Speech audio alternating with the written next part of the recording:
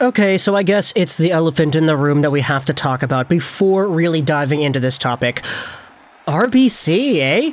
You know, I use RBC. I've been with them ever since I was like 5 years old or whatever it was, and I've had no problems really with the RBC banking services, and this video is not sponsored by them in the slightest, but the Montreal Canadiens jerseys, oh boy, they are sponsored by the RBC crew, and this was very much a ploy, I feel, by the Montreal Canadiens, revealing the Nick Suzuki captaincy of the 2022 season and beyond, alongside of the RBC sponsorship on the jerseys. They did it at the same time for obvious reasons, right? I think everybody could kind of realize just how bad the reception would have been had the Montreal Canadiens independently announced, hey, RBC is our jersey sponsor for 22-23. Now, I personally don't really have too much to say about that. Does it look ugly? Yeah, it kind of does. Do I understand why the NHL is steering towards the direction of putting ads on the jerseys? Yeah, I understand it, but that doesn't mean I like it. At the same time, I feel like a lot of people in the audience feel pretty much the same way. So when it comes to RBC, yeah, I guess we got to go out there and start looking at that piece of cloth on the jerseys now anyway. But today we're also talking about the news that was equipped with the RBC jersey advertising thing. It's the fact that Nick Suzuki, former Vegas Golden Knights prospect, former Montreal Canadiens tradee, and eventual superstar on the team, is now the captain of the organization. He is the youngest captain the Montreal Canadiens have ever had, and he is the first captain since Paul Kariya, pretty much, to actually have Asian descent in the NHL, which is a pretty cool little tidbit I think definitely deserves some acknowledgement. All this was revealed yesterday during the Canadiens press conference. Unfortunately for me, I was passed out. I currently am experiencing a very bad infection, and I tested negative. Don't worry, it's not the Rona over there, but it is kind of affecting my ability to make videos, which is why my voice sounds so dumb right now. Because I was sleeping until 4 p.m. yesterday, I didn't actually see the news until I woke up, and at that point I was like, okay, well, the golf tournament was like 8 hours ago. There's no real reason to go out there and make an immediate game-changing video, so why don't we just wait till tomorrow? I could kind of rehab my voice a little bit, and we can go into a deeper discussion on Nick Suzuki that goes beyond just the fact that he is now the captain of the Habs. So, the word was announced by Marty St. Louis, and we had some extra quotes from Nick himself about the opportunity of getting the captaincy. We're going over on Montreal Hockey now on their article from yesterday, going over the entire thing, because the quotes are written out here. Nick Suzuki says that he was talking to Marty about the captaincy around the draft. I took a month or two to think about it, he said about his thought process before accepting the captaincy offer. I think I was ready for it. I had a meeting with Kent and Jeff the other day, and I told them I was ready for it too.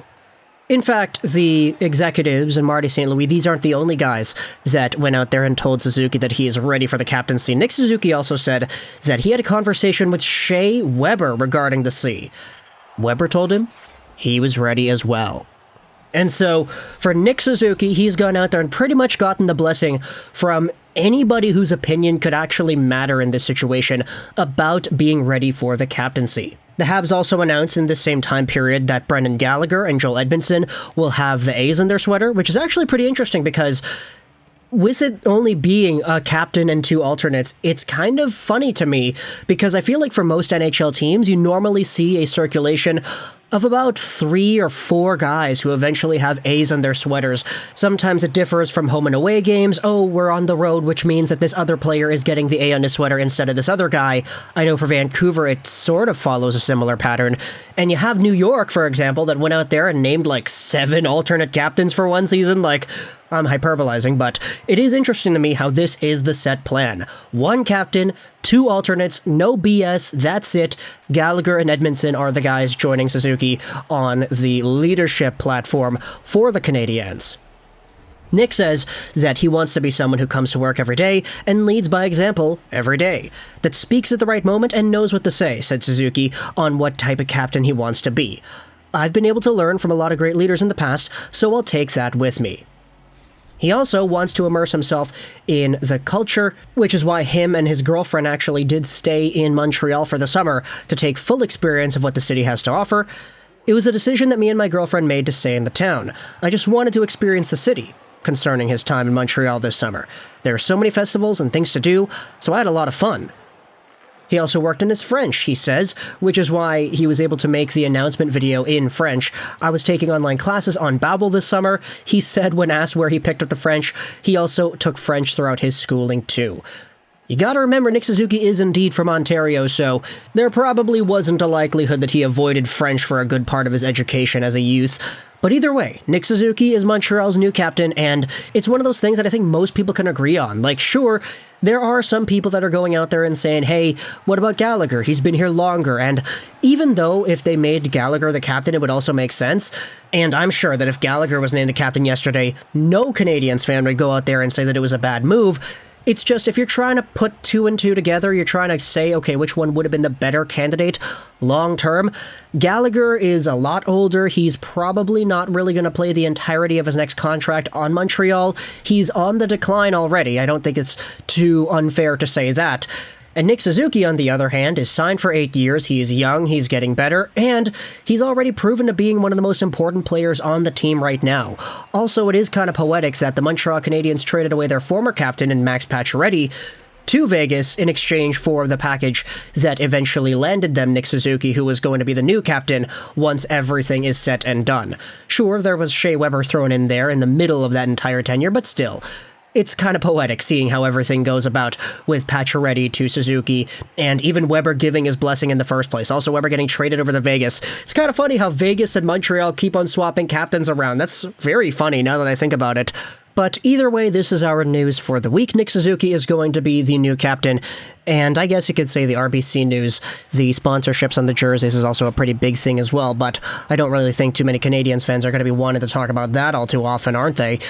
Also, there is a conversation, I feel, that needs to be addressed with the French in this thing, because I did see some comments, specifically from Francois Legault, saying that Nick Suzuki needs to learn French in order to be the Canadiens captain.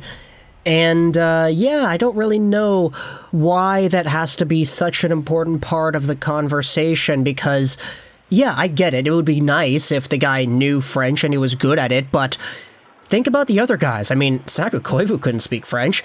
Neither could Max Pacioretty, nor could Shea Weber, so, like, what in the world is this standard being applied to a guy that is just brand new in the job? I mean, he's a young guy, he's going to get better, he could be probably one of the better Canadiens long-term if he sticks around for the entirety of his contract and more. So, what gives?